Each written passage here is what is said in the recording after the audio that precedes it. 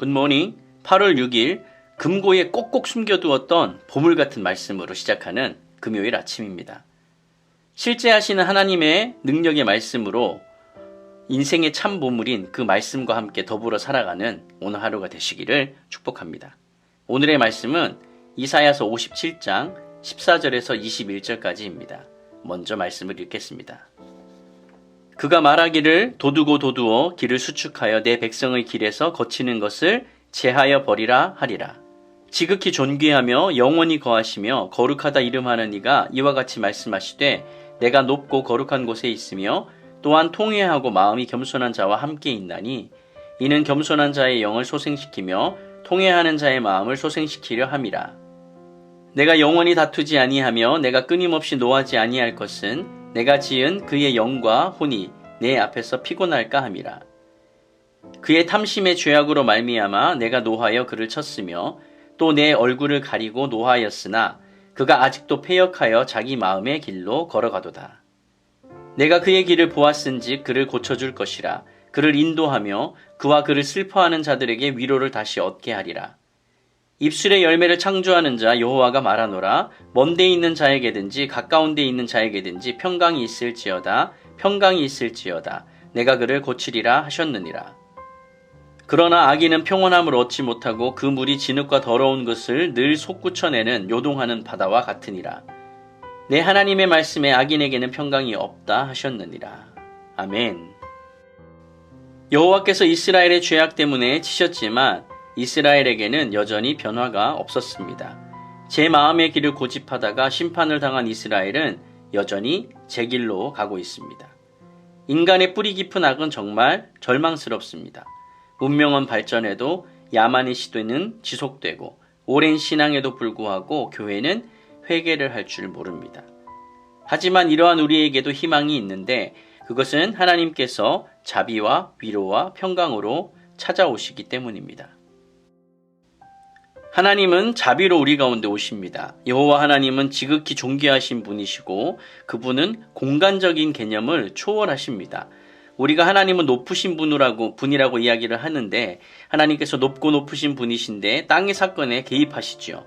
그렇지만 그것으로부터 영향을 받으시지 않는 그런 초월하신 분이십니다. 또한 영원히 하나님은 거하시는 분이십니다. 이것은 그분께서 시간적 개념 역시도 초월하여서 살아가고 계시는 분이라는 것을 보여줍니다. 흥망성쇠를 경험하는 민족들의 신들과는 달리 그분은 변함없이 활동하시며 언제나 왕으로 통치하십니다. 시온산에 계신 만군의 여호와이시며 거룩하다 이름하는 이이신 하나님은 홀로 역사 가운데 개입하십니다. 그분의 거룩함은 역동적인 힘으로 때때로 이스라엘을 심판하기도 하시고 때때로 이스라엘을 구원하기도 하십니다. 높고 거룩한 곳에 거하시는 여호와께서는 통회하고 마음이 겸손한 자와 함께 하시는 분이십니다. 초월적이시고 배타적이시지만 당신을 찾는 자를 즐겨 만나시는 분이십니다. 여호와께서 사회적으로 또 종교적으로 짓밟히고 당신 앞에 낮아진 자들의 영과 마음을 되살려 주십니다. 여기서 겸손한이라고 쓰여진 단어는 샤팔이라는 단어인데요. 이 단어의 원래 의미는 낮다, 낮아지다, 가라앉다 등을 뜻하는 단어로 사회적으로는 귀함과 반대되는 천함, 신학적으로는 자신을 높이는 교만에 반대되는 자신을 낮추는 복종을 가리킵니다. 여호와는 공의로우시나 당신 백성의 피곤함, 연약함을 잘 알고 계시는 하나님이시기 때문에 우리를 구원하여 주십니다. 16절 말씀입니다. 내가 영원히 다투지 아니하며 내가 끊임없이 노하지 아니할 것은 내가 지은 그의 영과 혼이 내 앞에서 피곤할까 함이라. 지극히 높으신 분께서 가장 낮은 곳으로 오십니다. 상한 마음으로 통회하는 자에게 찾아와서 함께하여 주십니다. 용서하시고 긍휼의 눈으로 바라보시며 뜨거운 화해의 자리로 우리를 부르십니다. 우리가 살아가는 길은 생명의 하나님 곁에 머무는 것입니다. 그리고 자비의 아버지의 이름을 부르는 것입니다. 우리가 낮아질 때 주님이 찾아오십니다. 아멘. 두 번째, 하나님은 우리 가운데 위로로 찾아오십니다. 여호와께서는 이스라엘이 당신의 고발과 진노를 버텨내지 못하고 쇠약해져서 결국에는 멸망할 수밖에 없다는 것을 알고 계셨습니다. 그래서 그 고발을 계속 지속하시거나 더 이상 진노하지 않기로 결심을 하십니다. 이스라엘을 지으신 분께서 이스라엘의 연약함, 그 한계를 인정하셨습니다.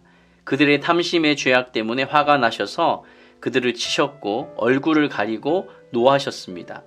유다의 멸망과 유배로 나타난 여호와의 진노와 징계는 이스라엘이 저질렀던 악 때문이었습니다. 탐심에 사로잡힌 자는 필연적으로 여호와의 계명을 무시하게 됩니다. 17절에 나오는 얼굴을 가렸다라는 뜻은 관계의 단절을 의미합니다. 결국 이것이 심판을 의미하는 것이죠. 그러나 그분의 심판은 의도한 목적을 이루지 못했습니다. 이스라엘은 여호와께로 돌아오기를 거절하고 패역하여서 자기 마음의 길로 갔습니다. 다시 이스라엘이 여호와의 진노와 심판에 떨어질 그런 위기에 처했습니다. 그러나 이에 노하지 않기로 하셨던 여호와께서 이전과는 다르게 반응하고 계십니다.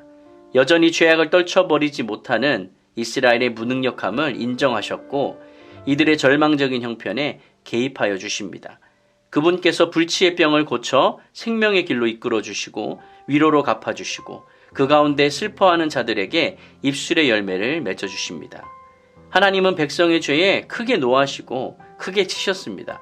하지만 영원히 다투지만은 않으시며 한없이 그 분을 품고 계시지도 않으십니다. 노하시되 걱정하시며 매를 치시되 싸매 주십니다. 희망은 진실한 사랑을 보이시는 하나님께 있습니다. 필요한 것은 신뢰하며 주신 사랑의 매를 수용하고 인내하는 것입니다. 부모님의 사랑의 매를 기억하십니까? 스승의 사랑의 매를 기억하십니까? 하나님의 위로로 우리는 다시 일어설 수 있습니다. 세 번째는 평강으로 우리 가운데 오시는 하나님이십니다. 여호와께서는 당신 백성의 한계를 인정하고 배신을 일삼는 악한 마음을 고쳐주시기에 이스라엘이 찬양을 드릴 수 있는 것입니다. 모든 이스라엘 사람들에게 치료와 평강의 약속이 주어집니다. 불치의 병에 걸려 멸망의 길로만 내딛던 이스라엘이 여호와에 의해서 값없이 치유함을 받고 평강을 누리게 됩니다. 가까운 데 있는 자와 먼 데 있는 자는 각각 예루살렘과 민족들 가운데 흩어져 살아가는 이스라엘 사람들을 가리킵니다. 평강, 샬롬은 모든 종류의 안녕을 포괄하는 그런 개념으로 의사이신 여호와에 의해서만 보장이 되는 것입니다. 어떠한 질병과 아픔에도 의사 되시는 하나님께서 온전히 치유하실 수 있기 때문에 우리에게는 평강이 보장이 되는 것입니다. 할렐루야. 말씀으로 세상을 창조하신 하나님이 평강을 선포하십니다. 입을 떠난 하나님의 말씀은 백성 가운데 활동하여 평화와 안식을 이룰 것입니다. 하지만 악인은 성남 바다처럼 요동하다 결국 파멸하게 될 것입니다. 이 평강, 이 평화는 가난한 심령을 위한 하나님의 선물입니다. 말씀이 삶과 인격에 열매를 맺도록 우리가 응답해야 합니다. 말씀을 정리하겠습니다. 너무도 악한 우리에게 구원의 소망이 있는 것은 하나님께서 찾아오시기 때문입니다. 가난하고 상한 심령의 자비의 씨앗을, 절망의 진흙탕에 위로의 씨앗을, 혼돈과 불안으로 두려워하는 영혼에 평강의 씨앗을 뿌려주시기 때문입니다. 하나님만이 희망이고 위로이며 생명이십니다. 다른 대상을 찾지 마시기를 바랍니다. 그렇게 한눈 팔지 말 것을 이야기해 오셨고 그토록 회개하라고 외쳤으며 심판이 임박했음을 말해도 결국 그 심판을 고스란히 온몸으로 받아내고 있는 이스라엘을 보게 됩니다. 심지어 그 심판의 한복판에서도 여전히 돌이키지 않고 악에 찌든 모습으로 살아가고 있습니다. 이제는 포기할 만도 한데 하나님은 여전히 눈물로 깊은 탄식으로 우리를 향해 찾아오십니다. 변함없이 악한 모습을 보시며 그것을 우리의 한계로 인정하시고 자비를 베푸시며 끊임없이 자신의 길을 가고 있는 우리들을 기다려주시고 싸매주시는 위로로 다가오십니다. 모든 아픔과 질병을 해결하실 수 있는 영원한 평강으로 우리 가운데 오십니다. 이 주님의 절절한 사랑에 어찌 반응하지 않을 수 있겠습니까? 주어진 우리의 삶에 선한 하나님의 말씀의 열매를 맺으며 살아갑시다. 주님께서 베푸신 자비와 위로와 평강을 내 삶에 열매 맺으며 살아갑시다. 이 하루 주님과 동행하며 자비로 위로로 평강으로 살아가시기를 예수님의 이름으로 간절히 축원드립니다. 아멘.